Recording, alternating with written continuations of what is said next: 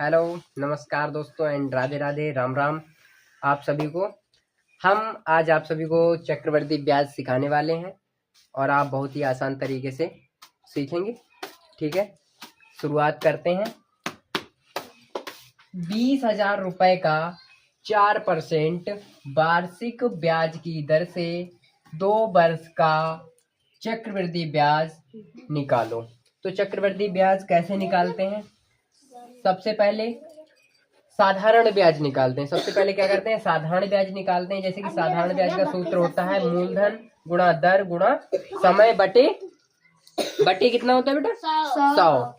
तो सबसे पहले हम रख लेते हैं मूलधन दर गुणा इनके मान रख लेते हैं। उसी के हिसाब से सूत्र के हिसाब से रखेंगे 20,000 गुणा 4 गुणा 2 बटे 100। 2 जीरो से 2 जीरो कैंसिल कर दिए तो यहाँ पे आपके पास 200, 4 गुणा 2 बच गया।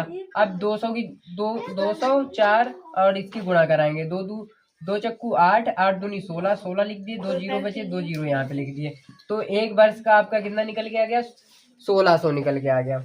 तो एक वर्ष का जो ब्याज निकल के आया साधारण ब्याज 1600 और दूसरे वर्ष का भी 1600 हो जाएगा। तो 1600 का फिर साधारण ब्याज निकालेंगे।